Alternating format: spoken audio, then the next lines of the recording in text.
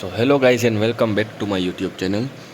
तो आज का यह पर्टिकुलर वीडियो रहने वाला है कि ऑप्शन बाइंग में आपको किस किस चीज़ें की ध्यान रखनी है, क्या इम्प्लीमेंट करना चाहिए, ऑप्शन बाइंग कब बेस्ट होता है, ऑप्शन बाइंग एक्चुअल में बेस्ट होता है या नहीं, राइट।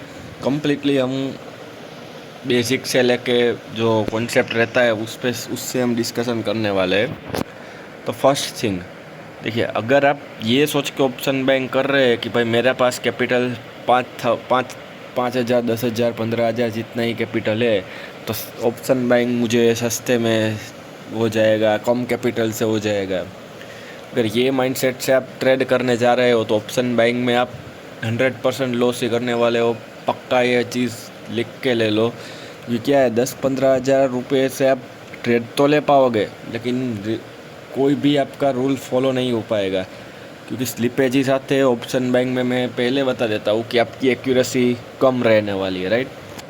तो ड्रॉ डाउन आपको बियर करना ही पड़ेगा। सपोज़ आपका 10,000 कैपिटल है, तो 10,000 कैपिटल में से सपोज़ आपको 5 या 6 स्टॉप लॉस भी चलो आ गए, मान लो कभी ऐसा टाइम आ गया कि 5 स्टॉप लॉस आ गए एक साथ, राइट। तो एक स्टॉप लॉस में आप मिनिमम 400-500 रुपये का लॉस मान सकते हो, राइट। तो 2-3 हज़ार रुपये तो ऐसे ही आपके लॉस में चले गए। तो अगर आप ऐसा सोच रहे हैं कि भाई सीधा ऑप्शन बाइंग करके मैं 10,000 से पहले कैपिटल 15,000 करूँगा, 20,000 करूँगा, नहीं, ऐसे पॉसिबल नहीं होगा, राइट। तो पहला तो रूल ये कि आपको कैपिटल स्मॉल कैपिटल्स है तो मैं ऑप्शन बाय कर लूँगा, ये कभी आपको ऐसे सोचना नहीं है, राइट। मिनिमम 50,000 कैपिटल आपका होना चाहिए, राइट। 50,000 में मिनिमम बोल रहा हूँ। अगर आपका 50,000 कैपिटल है तो आप एक लॉट से पहले ट्राई कर सकते हैं, राइट। अगर आपका मंथ एंड पॉजिटिव में जा रहा है, फिर आप 50,000 कैपिटल से 2 लॉट लेके काम कर सकते हो ऑप्शन बैंक में। इस तरीके से आपको स्लो एंड स्टडी ग्रोथ होने वाला है, राइट। ऐसा कभी मत सोचना कि पूरा कैपिटल डबल कर दूंगा, एक्सपायरी में डबल पैसा कर दूंगा, राइट। इस तरीके से नहीं होता है। पहला पॉइंट था कैपिटल का। अब पॉइंट नंबर 2, अब आपको पहले एक सेटअप फिक्स कर लेना है, एक स्टॉक या इंडेक्स फिक्स कर लेना है। सपोज आप निफ्टी में ट्रेड कर रहे हो तो सिर्फ निफ्टी ट्रेड करना है आपको पहले इनिशियल स्टेज में। आप सब कुछ देखना छोड़ दीजिए, क्योंकि निफ्टी का स्ट्रक्चर अलग टाइप से बिहेव करेगा, बैंक निफ्टी अलग तरीके से बिहेव करेगा, फिन निफ्टी अलग तरीके से बिहेव करेगा। अब सपोज़ आप 5 मिनट की टाइम फ्रेम में सपोज़ मैं बोलता हूँ कि ट्रेड करते हो, राइट। तो 5 मिनट में देखिए सभी, अभी पहले क्या इश्यू होता था, बैंक निफ्टी का 25 का लोट था, तो उस हिसाब से एक लोट से आपका स्टॉप लॉस निफ्टी के कंपेयर में बड़ा हो जाता था। अब क्या है कि निफ्टी का स्टॉप लॉस आपको थोड़ा सा बड़ा रहने वाला है, राइट। लेकिन आप में उसको सामने वो निफ्टी में आपको थोड़ी सी ज़्यादा स्टेबिलिटी मिलेगी। वॉलेटिलिटी के कारण आपके एसएल जो हिट होते हैं वो निफ्टी में कम हो गए, क्योंकि क्या 15 लोट का आपका 15 का एक लोट है, राइट, बैंक निफ्टी में। तो सपोज़ आपको 20 रुपये का 20-30 रुपये स्कैल्पिंग कर रहे हो, तो 20-30 रुपये में आपका स्टॉप लॉस 300-400 ही जाएगा, राइट। निफ्टी में क्या है, निफ्टी में मिनिमम आपका 8-10 का स्टॉप लॉस तो जाएगा, ऐसे ही आएगा। स्कैल्प कर रहे हो, कुछ भी कर रहे हो, 10 पॉइंट तो गिन ही लेने का। तो 500 का स्टॉप लॉस आपका उस तरीके से स्कैल्पिंग में बैठता है, राइट। मैं स्कैल्पिंग प्लान करता हूँ, इसलिए मैं स्कैल्प के लिए बोल रहा हूँ। अगर आप पोजिशनल या इंट्राडे प्लान करते हैं तो उस हिसाब से आप पहले एक फिक्स कर लीजिए इंडेक्स कि मैं निफ्टी में ही सिर्फ ट्रेड करूंगा या सिर्फ बैंक निफ्टी में ही ट्रेड करूंगा, राइट। फिर निफ्टी भी है, लेकिन क्या है, ये दो आप ज़्यादा प्रेफर करो तो ज़्यादा बेहतर है। तो ज़्यादा आप एक्सपीरियंस नहीं है, एक्सपीरियंस है फिर भी आपका कैपिटल सपोज 50,000 या 1 लाख तक का है, तो आप सिर्फ निफ्टी प्लान कीजिए, क्योंकि बैंक निफ्टी में वॉलेटिलिटी ज़्यादा रहती है। हाँ, आपको टारगेट भी बड़े मिलते हैं, मूवमेंट भी कभी कभी मिलती है, लेकिन क्या है कि मेन थिंग निफ्टी में जो आपको क्लियर माइंडसेट से आप ट्रेड कर पाओगे, बैंक निफ्टी में थोड़ा सा आपको इश्यू आ सकता है। देखिए वैसे भी आप स्ट्रक्चर देख के ही समझ जाओगे क्या करना बेहतर रहेगा, राइट। देखिए ये आपको बीच बीच में 3-4 दिन लगातार मूवमेंट दिख रहा है, लेकिन जो बैंक निफ्टी जब साइडवेज जाती है ना गाइस, तब आपको वॉलेटिलिटी बहुत ही, आपको stop loss hunting, stop loss volatility ये सब चलता रहता है, राइट। तो एक इंडेक्स फिक्स कीजिए, राइट। तीसरी चीज़, सेटअप एक फिक्स किया है, उस पर आपको ट्रेड लेना है। अब आपको ऐसा प्लान नहीं करना है कि भाई मैं सपोज़ मैं एक्सपायरी प्लान करूँगा।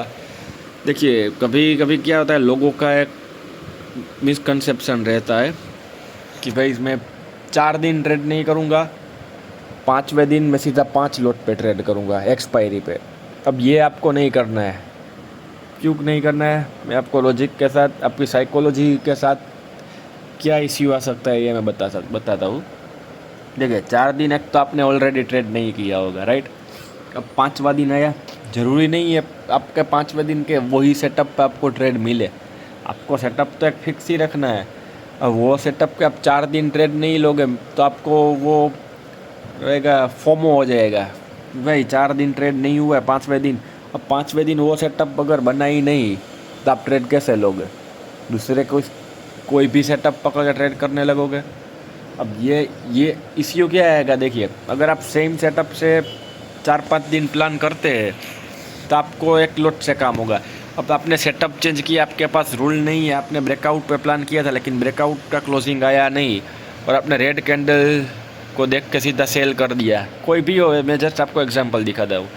इस तरीके से अगर आप प्लान करोगे तो क्या होगा, सीधा आपका साइकोलॉजी तो पहले मेंटेन नहीं होगी, राइट। और आप सोच लीजिए कि 5 लॉट में आपका स्टॉप लॉस कितना बड़ा हो जाता है, क्योंकि उस दिन तो आप स्टॉप लॉस भी प्लान नहीं करने वाले हो, राइट। तो क्या है कि आपको हर दिन जब सेटअप बने तब ट्रेड लेना है। ऐसा नहीं है कि एक्सपायरी पे आके ही ट्रेड लूँगा, जब सेटअप बनेगा तब ट्रेड लूँगा, ये आपको रूल बनाना है, राइट। तो तीसरा पॉइंट ये है, आपको एक जो इंडेक्स आपने सिलेक्ट किया है उस पर आपको अपने सेटअप के हिसाब से ही वर्क करना है। ऐसा नहीं करना है कि ये दिन ही ट्रेड लूँगा, जब ट्रेड मिलेगा तब लूँगा। अगर एक्सपायरी के दिन आपका सेटअप नहीं बन रहा है तो आप ट्रेड नहीं लोगे, राइट। ये आपको रूल बना लेना है, राइट। तो क्या मैंने बोला कि फर्स्ट पॉइंट आपका कैपिटल साइज 50, मिनिमम 50,000 होना चाहिए, राइट। सेकंड थिंग, आपको एक निफ्टी सिलेक्ट कर लेना है कि मैं सिर्फ निफ्टी में ट्रेड करूंगा या फिर बैंक निफ्टी, जो भी आपको अच्छा लग रहा है, राइट, वो आपको सिलेक्ट कर लेना है। थर्ड थिंग क्या बताई कि आपको जब आपका सेटअप मिले तब आपको ट्रेड लेना है, राइट। सेटअप के बिना आपको ट्रेड में घुसना नहीं है। फिर फ्राइडे को मिले तो भी लेना है, एक्सपायरी के दिन मिले तो भी लेना है, अगर एक्सपायरी के दिन ना मिले तो भी आपको ट्रेड लेना है, क्योंकि आपको डिसिप्लिन पहले सीखना होगा। अगर आप डिसिप्लिन से फॉलो कर रहे हो, जैसा कि मैं देख रहे हो आप कि मेरा 2 दिन से ट्रेड नहीं आ रहा था तो मैंने एक ट्रेड लिया ही नहीं है, राइट। आज मैंने ट्रेड लिया, आज मेरा छोटा सा टारगेट आया है, पहले स्टॉप लॉस था भी टारगेट आया, तो सिर्फ 300-400 जितना प्रॉफिट हुआ है। वो मार्केट एनालिसिस की वीडियो में आपको स्क्रीन रिकॉर्डिंग में दिखा दूंगा, राइट। तो ये सेटअप के हिसाब से ट्रेड करना है, राइट। अब चौथा पॉइंट आता है कि किस दिन कौन सी स्ट्राइक प्राइस आपको चूज़ करनी है। यह सबसे इम्पोर्टेंट रहने वाला है गाइस, क्योंकि क्या, अगर आपका सेटअप अच्छी तरीके से आपको ट्रेड दे भी रहा है लेकिन आप स्ट्राइक प्राइस सिलेक्शन में ही मिस्टेक करोगे तो किस तरीके से आपका होगा। क्योंकि क्या होगा, देखिए अब मैं आपको प्रैक्टिकल एग्जांपल बोलता हूँ। देखिए सपोज आपने फ्राइडे के दिन आपने अच्छा खासा ट्रेड लिया था, राइट। आपका टारगेट था निफ्टी में 40 पॉइंट का, राइट। और आपने ले लिया आउट ऑफ द मनी, समझ रहे हो, आपने ले लिया आउट ऑफ द मनी। अब उस दिन आपका 40 पॉइंट का टारगेट आया भी तो भी आपको आउट ऑफ द मनी में क्या मिलेगा, ज़्यादा से ज़्यादा 10 पॉइंट 15 पॉइंट। तो जहां आपका 40 पॉइंट का टारगेट है वहाँ आप 10 पॉइंट 15 पॉइंट लेकर निकल रहे हैं तो आपको सिर्फ क्या मिला है, 500-600 रुपये मिला, राइट। यह हो गया आपका एक पॉइंट। आपका रिस्क रिवॉर्ड बड़ा भी है लेकिन स्ट्राइक प्राइस सिलेक्शन अच्छा नहीं रहेगा तो ये रिस्क रिवॉर्ड को भी ख़राब कर देगा। ऑप्शन में कंपलसरी ये ध्यान रखना पड़ता है।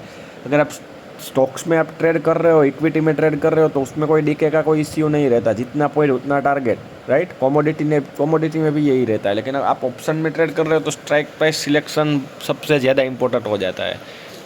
अब क्या मैंने बताया कि आपने फ्राइडे का दिन ट्रेड लिया और आउट ऑफ द मनी ले लिया, राइट। अब हो गया आपका 40 का टारगेट पूरा, लेकिन आपको मिला क्या, सिर्फ 10-15 पॉइंट, 500-600 रुपये।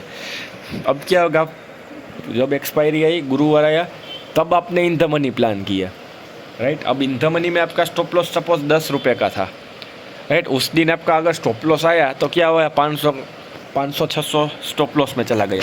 क्या ब्रोकरेज निकाल के मिला, क्या 200-300 रुपये का लॉस मिला। तो कहने समझ में आ रहा है गाइस कि क्या है कि इन द मनी में आपने गुरुवार को ट्रेड लिया, उस दिन आपका स्टॉप लॉस आया तो 500 का लॉस हो गया, 10 के सामने 10 का लॉस हुआ। लेकिन आउट ऑफ द मनी में आपने फ्राइडे को ट्रेड लिया और आपने 40 के सामने सिर्फ 10 ही कैप्चर किया, तो रिस्क रिवॉर्ड कहीं ना कहीं 1:1 से भी कम हो गया, 1:1 हो गया, राइट। तो ये आपको ध्यान रखना है कि इन द मनी प्लान करना है। स्पेशली आप स्कैल्पिंग कर रहे हो, इंट्राडे कर रहे हो, इन द मनी प्लान करना है ज़्यादा से ज़्यादा एट द मनी। तो आप बाकी के दिन पे इन द मनी प्लान कीजिए, डीप इन द मनी भी ज़्यादा मत जाइए, क्योंकि उसमें क्या है, ज़्यादा स्टॉप लॉस आएंगे तो आपका कहीं ना कहीं साइकोलॉजी इश्यू आएगा। इन द मनी प्लान कीजिए हर दिन। अगर आप एक्सपायरी के दिन एट द मनी भी करोगे तो भी चलेगा, एक्सपायरी के दिन भी आपको अच्छा खासा मूवमेंट मिल रहा है, ताकि क्या है कि पूरा वीक आपका बैलेंस हो जाए। आप 4 दिन इन द मनी करोगे, एक्सपायरी के दिन भी आप एट द मनी करोगे तो भी आपको 4 दिन जो जितना प्रॉफिट और स्टॉप लॉस लगेगा उतना ही आपका एक्सपायरी के दिन भी लगेगा। तो इस तरीके से आपको मेंटेन हो जाएगी आपकी स्ट्राइक प्राइस, राइट। तो ये 4 पॉइंट मैंने जो आपको बताया, राइट। पहला फर्स्ट पॉइंट क्या था, आपका कैपिटल मिनिमम 50,000 रुपीज़ तो होना ही चाहिए, तब आप सिंगल लॉट से प्लान कर सकते हैं, राइट। दूसरा, आपको इंडेक्स सिलेक्ट कर लेना है, निफ्टी, बैंक निफ्टी, जो भी आपको अच्छा लगे। तो मेरा रिकमेंडेशन निफ्टी रहेगा स्टार्टिंग बेस पे, आप अगर आप बिगिनर है तो, राइट। और थर्ड वन, एक सेटअप फिक्स कर लेना है। सेटअप जिस दिन मिले उस दिन आपको ट्रेड लेना है, ऐसा नहीं कि एक्सपायरी के दिन ही लेना है, राइट।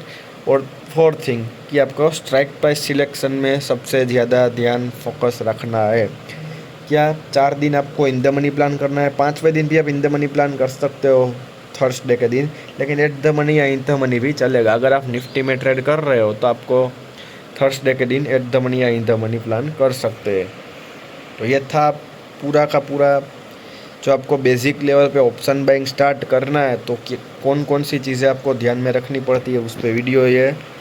और कैसा लग रहा है कंटेंट आप बताइए ज़रूर मुझे, राइट। वीडियो को लाइक करते रहिए आप गाइस, या आप लाइक करोगे, सब्सक्राइब करोगे तो मुझे भी सपोर्ट मिलेगा, मुझे भी ये कंटेंट आपसे शेयर करने में मुझे भी मोटिवेशन मिलेगा। तो वीडियो को ज़रूर लाइक कर दीजिए, चैनल को अभी तक सब्सक्राइब नहीं किया है तो सब्सक्राइब कर दीजिए। और अब आज सीधा शाम को मार्केट एनालिसिस के वीडियो के साथ मिलने वाला है, उसमें मैं मेरा PNL भी आज का शेयर कर दूंगा। मिलते हैं नेक्स्ट वीडियो में। Thank you guys.